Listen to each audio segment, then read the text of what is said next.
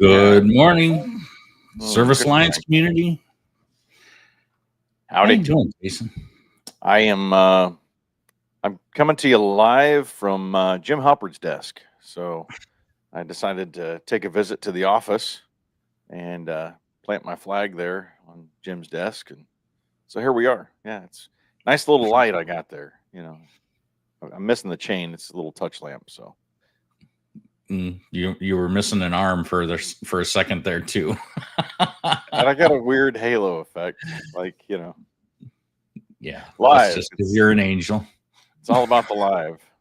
All about the live. Yeah, it works. Well, I hope everybody out there had a great weekend. I had a pretty good weekend. Yeah. How about you? Did you have a good Not weekend? bad. We had church Sunday and had several friends over Sunday night and played some card games, and it's a good day. Good day. Yeah. Good. Went for Well, a nice today, long motorcycle ride on Saturday over into Perryville, Missouri. There's a veterans memorial over there that if you ever get to Perryville, Missouri, you got to check it out. Guy was a Vietnam vet, and when he came back from Vietnam, he bought a bunch of farmland, and one of his dreams was to build a memorial. So it's got, an exact replica of the Vietnam Wall and several other memorials that are there in DC. And he's got a nice museum and a gift shop, and like you would never think this nice of a facility is in the middle of a cornfield in Perryville, Missouri. But it's one of 12 sites in Missouri that are geared towards veterans memorials. So, a little fun fact for you there. So, you can get a nice. passport and actually go to every one of them and get them stamped. So, it gives you a nice little challenge there. So, yeah, That sounds pretty cool. I'll have to check it out sometime. yeah, it's neat. Very, very worthwhile checking out. There's about 10 or 11 of us that rode over there. Rode about 150 miles on Saturday over to there and then back, and it's a good day. So, good weekend. You asked. Hey, I did. Sounds great. I don't know if you can hear the thunder. We're getting a nice big thunderstorm right now. So raining pretty good here in Southern Illinois. It is up in Northern Illinois too. Yeah. ChatGPT is down today. Like it's off and on. I keep it open because I use it quite a bit throughout the day. And yeah, they've got some challenges today. It's interesting. Yeah. All tech has challenges. Really? Nah. Well, today we're talking about how smart companies recruit before they need people. That we are tackling one of the biggest blind spots in the appliance repair industry with this one. And why the strongest companies recruit before they actually need people. Not many people do this. No. Yeah. So you had made mention about my hat earlier. I'm always looking for swag, and I'll represent you on here. So, Jeremy, just saying, I got your 6 as a nice hat. And I'll swap you swag too. I'll send you some of my office help swag. So I'm not just asking for handouts. I'm willing to swap here. So I'll have to get you an amp hat. That would be cool. Amped up. I would wear an amped up hat. Yeah. There you go. I'll get That'd you be one. A good one. I like I'll it. I'll get you a light up one, like my sign behind me. Now we're talking. Like, yeah, that would be cool. cool. I'd wear that. And the next PSA or ASTI that we're at, we need to share. Yeah, you're giving me ideas, bro. Yep. All right. Well, if you're new here, we do Bible and business, and so we're gonna pray us in here real quick. So I'll pray us in, and you can take the verse, and then we'll get going. All right. Dear Heavenly Father, I want to thank you for the opportunity to do this podcast, and so that we can all learn. And I pray that we reach all the people out there that need to learn about this topic, and hope that it really helps, and that your word speaks through us. And I ask that you be with all the listeners and those who watch later, and bless their business, bless their families, and bless their customers. It's in Jesus' name I pray. Amen.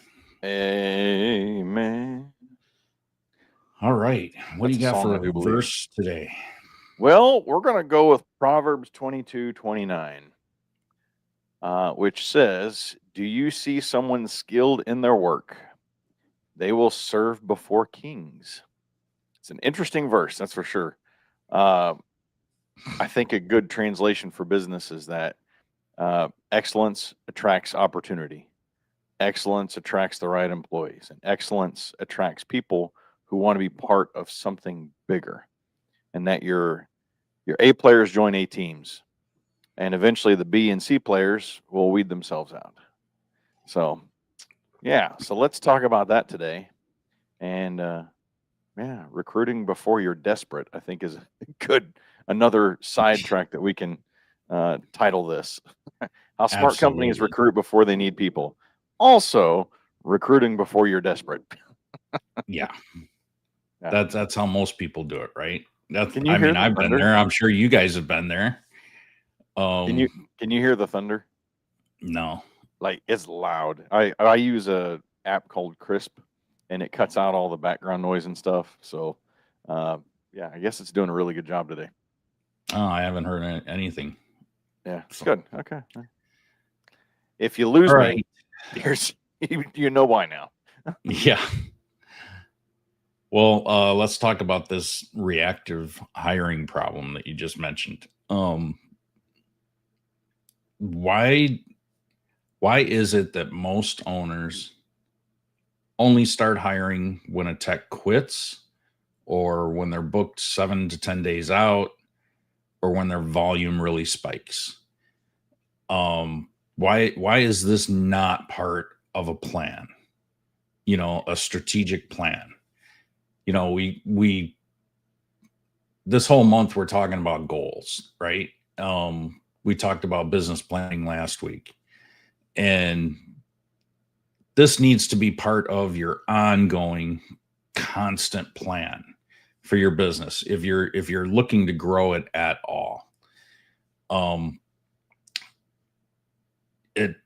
I know for me, when I really need someone, it's already too late. I should have already hired that person before I should have had the foresight to know that I'm going to need someone and hired them at that point, and then train them up so that when I absolutely need them, they're off and running.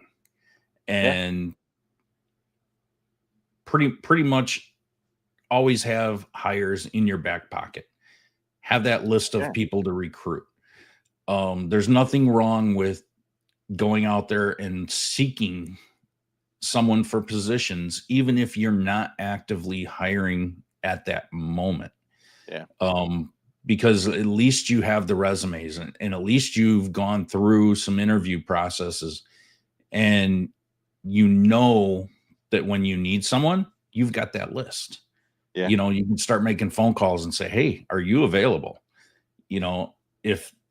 If your company is that attractive, then they're probably going to be available. They're still going to be interested, even if they do have another job. At that. I was told one time a third of your time should be recruiting, a third of your time should be marketing, and the other third of the time is working on your business.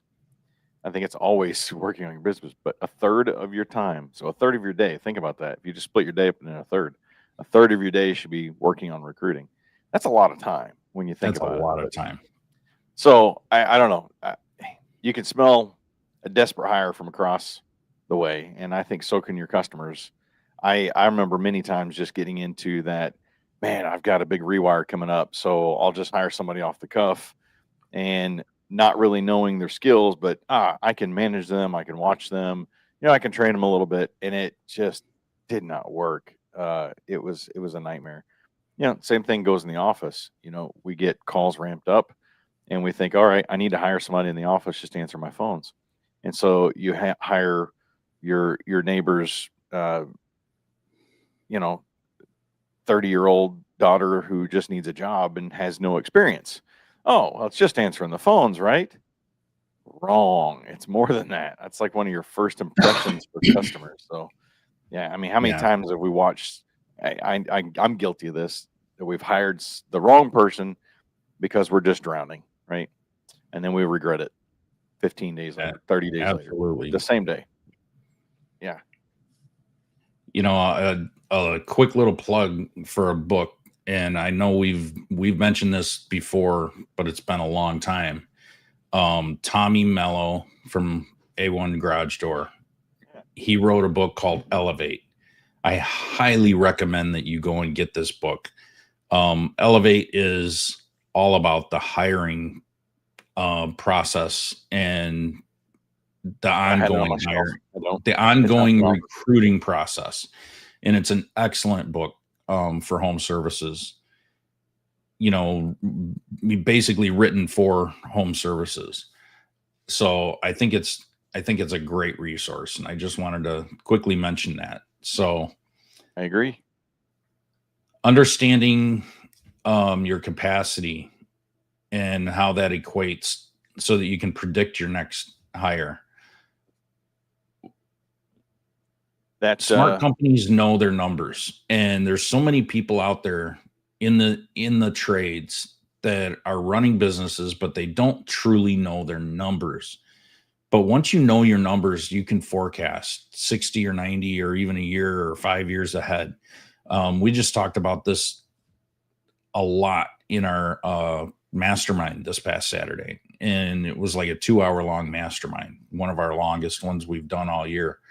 And it was all about the forecasting and how do you plan ahead? How do you set your goals, set your priorities, and then reverse engineer it down?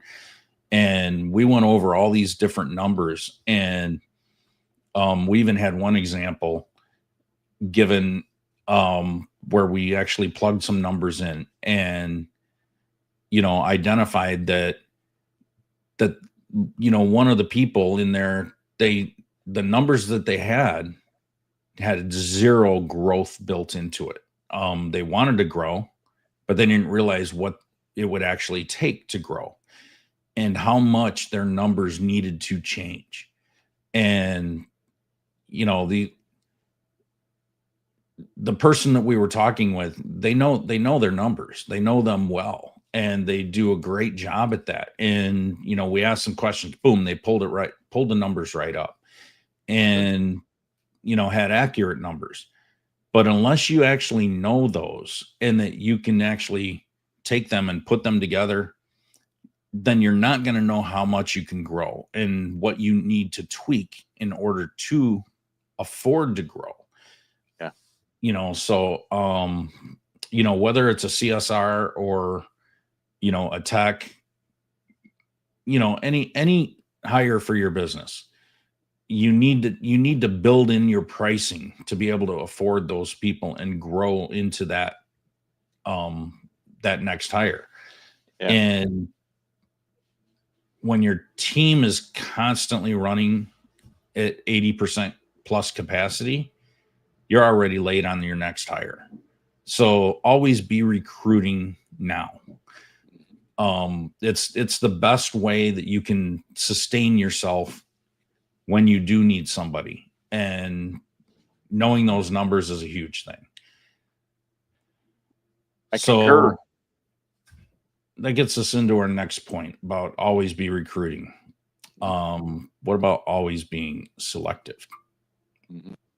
How selective should we be? What's your thoughts on it? Well, I mean, you hire the best when you're not desperate, right? You hire whatever you can get when you're drowning. So it's not an event, it's a rhythm. We used to have hiring events where we would have a bunch of people come at the same time. And this was something that we had a business coach teach us. And I don't know, there was goods and bads about it, but the big thing is that I think smart companies will keep, we'll call it a bench. Your bench includes past candidates that you like, apprentices that are being developed, people applying even when no job is posted. That's a big one. You have people that are interested in your company, even if you don't have a job posted. What are you doing with those people? Don't toss them to the side. Don't throw them away. Yeah, I would love to have a conversation with you. It's always be recruiting, right? ABC, that's another one. ABC. There's always be closing. I don't like that one. Always be connecting is a word I like to use, and you'll hear me say quite often. But yeah, so always be connecting, but always be recruiting. A, B, it's R, not C. So I love that you said always be connecting, because yeah, I can tell you from my own experience, as well as a lot of other people that I've talked to, yeah, the best hires come within your network. yep, And you could post something on Facebook or IG or TikTok, whatever platforms you use. Go out and just ask people, who in my network knows a great candidate for this position? And you'd be amazed at how many referrals you will get. I mean, you see people coming out of the woodwork that you never thought that they'd be able to connect you with somebody yeah. that normally you wouldn't get. Another big one is people watch your culture. With the electrical business, one of my best hires I ever had came from another company, and he's like, and the whole point, he came to me. I never poached. I never liked doing that kind of stuff. But he came to me and he's like, man, I see you. I see your company. I've talked to a couple of your other guys. Sorry. And he goes, I just love the culture that you have here. I'd like to talk to you about maybe coming over and working with you. And so he was one of my best hires because he saw the culture. And it's the same thing in your office today. We try to create a really good culture in our business between our team members. So people watch, that's for sure. It gives, all these things we're talking about, it gives them a choice. Instead of panicking, panic hire, we've heard that before. It gives you choices, right? Those past candidates, the apprentices, people applying when no job is posted, like I mentioned. So, yeah, like I said, you hire best when you're not desperate. Yeah, you should always have your pipeline full. Yeah, with the right people. So, do you have a weekly recruiting routine, Mike? I do not. I honestly can say I do not. I would agree. I'm there with you. And I probably should. I'd say I have a bi-monthly recruiting routine. I definitely don't do it on a monthly basis. It's probably, every 2 months, maybe 3 months. So I'm doing it multiple times a year, but I'm not waiting until I need somebody. I'm not waiting until I'm banging my head up against the wall, or I'm so stressed out, to where I'm just going to grab a warm body, because I've been in that situation before. It is a nightmare, and you hire all the wrong people, and it just adds more stress to your life. So, even within my current team, I'll ask them, hey, do you have anybody in your network? It's not just, I guess, your internet friends online. It's who in your current team knows somebody. There's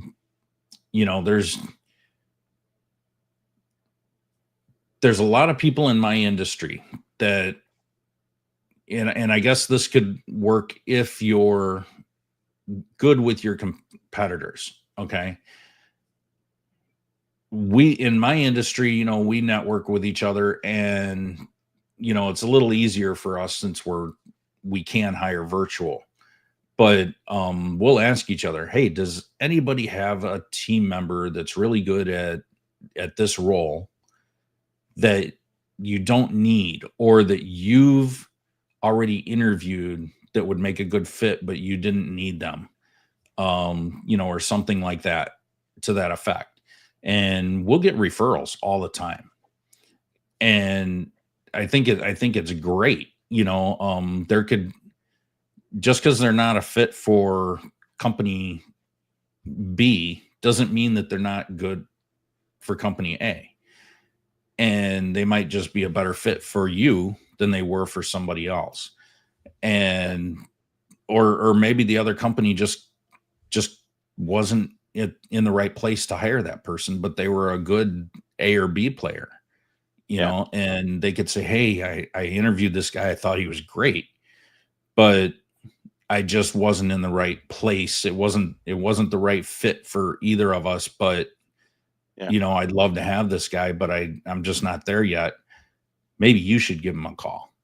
You know, if you're networking with your competition and you're friends with your competition, it's a great way to find people.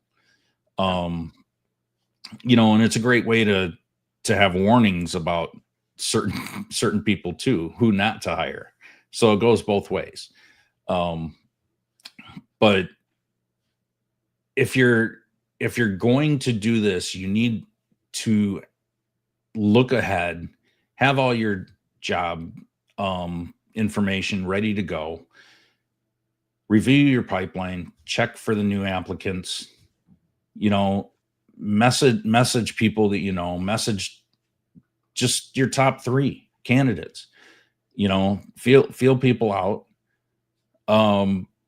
Think about who you may have interviewed before. Maybe they're still seeking. Maybe they're not happy with who they went with, and you might be able to reach out to them and say, hey, I really liked you a year ago when I interviewed you or talked to you.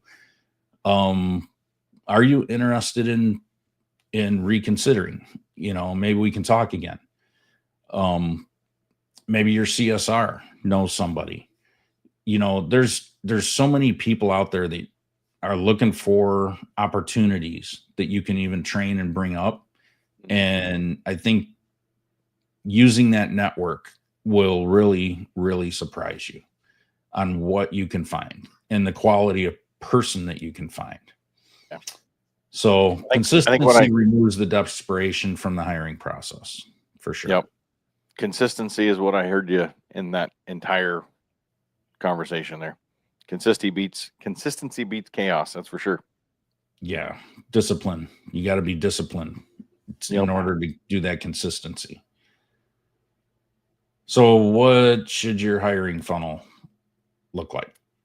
Well, a good example of a hiring funnel, top of your funnel is attraction.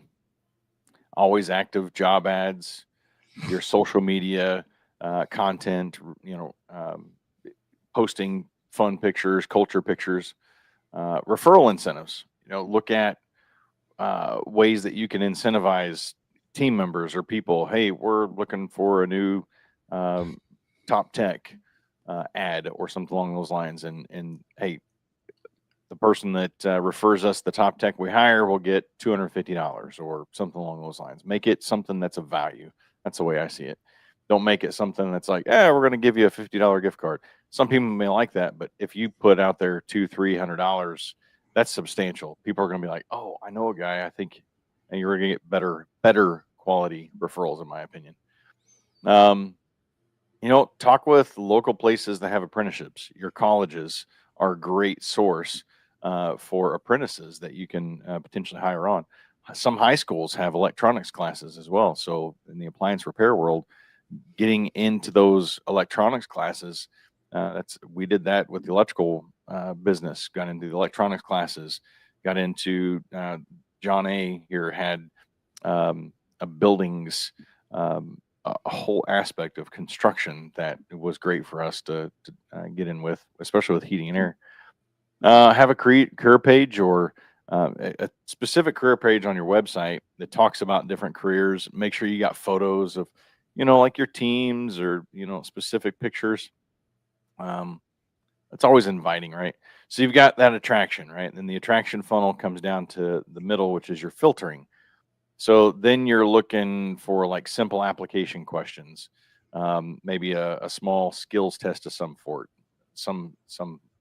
form, and then like culture fit questions. Are they even going to be a good fit culture wise?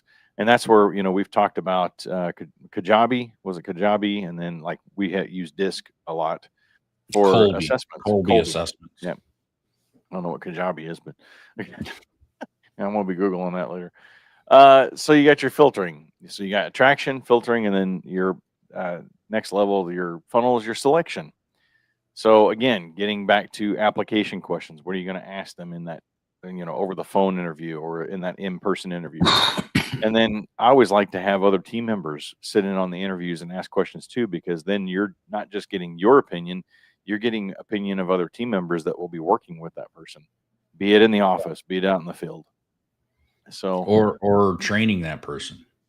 Yeah. And my second interviews always came with a ride along. I would always put them in the truck with me, and they'd come ride along with me for at least 1 or 2 calls. I would try to get at least 2 calls in for the day when they were riding along with me.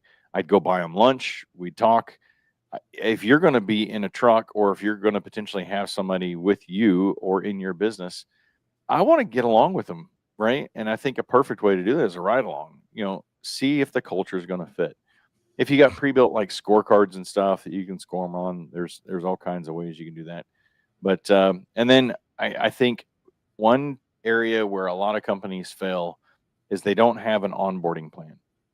I worked with a plumbing company here locally that had a great 2-month onboarding plan, and so they did all residential service.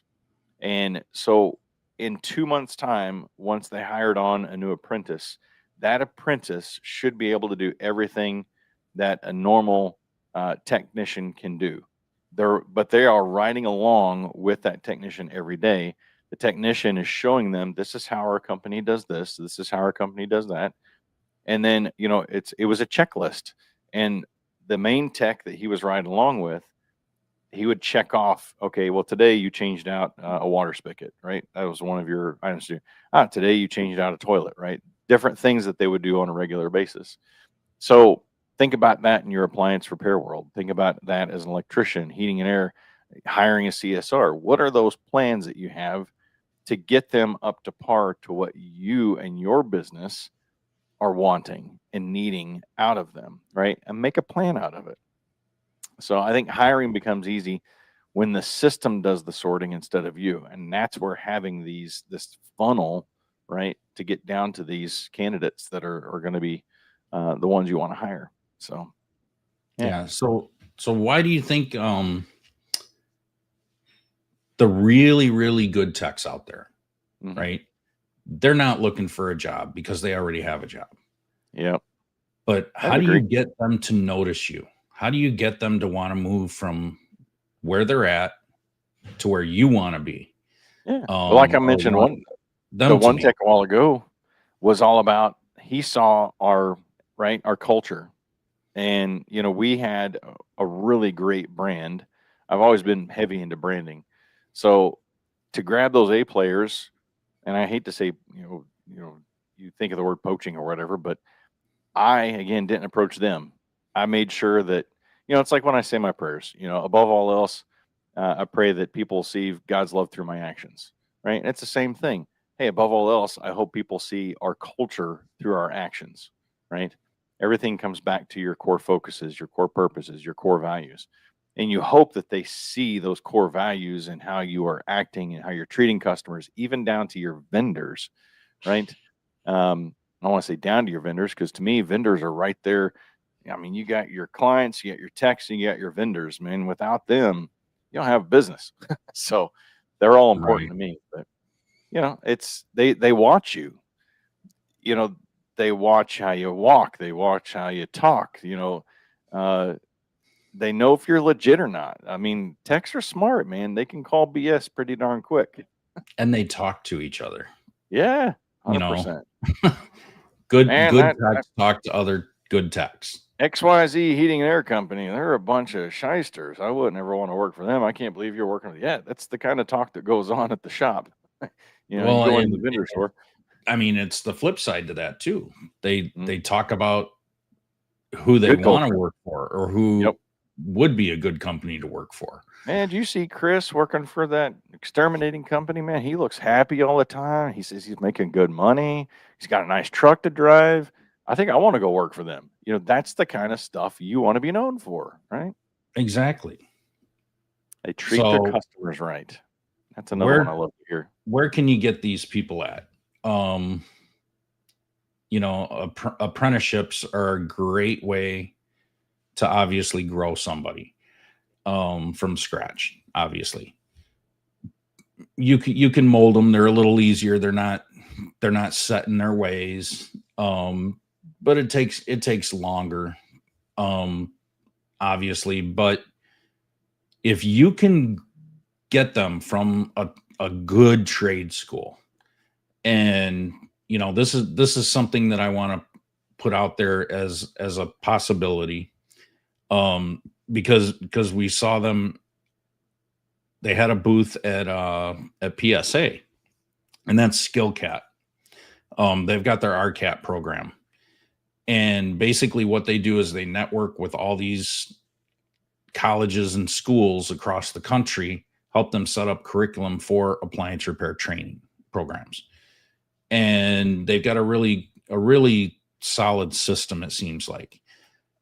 And if you could reach out to, depending on where you're located, obviously, but if you reached out to SkillCat and said, who in my area, what schools in my area do you have programs with? And I want, because I want to go attract people that are coming out of that program, into my business. And that's one great way to recruit. Look at your local tech schools, if there's anything like that. You could work with a lot of different, local colleges, junior colleges, and things of those natures. It doesn't always have to be the actual, big name appliance repair training companies out there, that are scattered across the country, but that's how you can get more localized people. I don't remember talking to SkillCat. It's skillcatapp.com? Is that what I'm looking at? Yeah, they were where your booth was. They were kind of along the back wall, just to your left. Huh. So they weren't that far away from your booth. Yeah, this is pretty interesting. A lot of online classes as well. So yeah, very interesting. Yeah, all right, I might have to reach out to them. They seem like a pretty solid company. Yeah. I mean, they've got a lot of different courses: electricians, painters, plumbers, commercial driving, get your NATE certifications, EPA certifications, all kinds of stuff. So, interesting. Yeah, you might get some leads through, or some leads to other recruiting opportunities in your area. Oh yeah, just something to think about. Yep. Very cool. All right. Well, I think I know we're getting ready to wrap up here. So, tracking your metrics, running ads. If you won't run ads without metrics, why would you recruit without them? So you got to be looking at your KPIs for everything in business. So KPIs goes for recruiting as well. Your cost per applicant, your cost per interview, your cost per hire, the 90-day quality of hire. It's not just about customer acquisitions. It's recruiting is also for employees. So think about those KPIs for your recruiting as well. I don't think hiring should ever be a reaction. I think that's this overall view of what we're talking about today, right? It's your rhythm. It should be a good rhythm. So when you build a recruiting pipeline, that funnel that we talked about that runs every day of the year, you protect your culture, your revenue, and ultimately your sanity. So, yeah. Yeah. If you're not tracking what channels you're getting the best applicants from, then you're not going to know where you should target the next time. Where money and time is wasted. If you're posting on LinkedIn or LinkedIn jobs, something like that, and it's not bringing you quality people, why would you keep throwing your time and energy or money towards that? So I would definitely cast a wide net in the beginning and then just track where quality candidates come from. Where are the best people coming from, the best resumes and interviews happening. So far, Sure. Final takeaway. Hiring should not be a reaction. It should be a rhythm. Mm-hmm. We talked about that a lot. When you build a permanent recruiting pipeline, you protect your culture, your growth, and your revenue. And smart companies don't wait until they're desperate. They build a bench. Yep. And then they put cheeks and seats on that bench and have them lined up until it's their time to bat. Cheeks and seats. Interesting. All right. Well, if you enjoyed this episode, like, subscribe, and share. Pay the fee. Pay the fee. It's free to pay the fee. And if you need any help from Jason or I with marketing, getting things like this set up, you need any help from Jason over at My Office Help, feel free to reach out to either one of us and we'd be happy to help you. All right. Everybody have a great day. Thanks for tuning in to the Morning Grind podcast by Service Alliance Group. Subscribe to our channel and make sure you visit our website at servicealliancegroup.com for appliance repair business resources.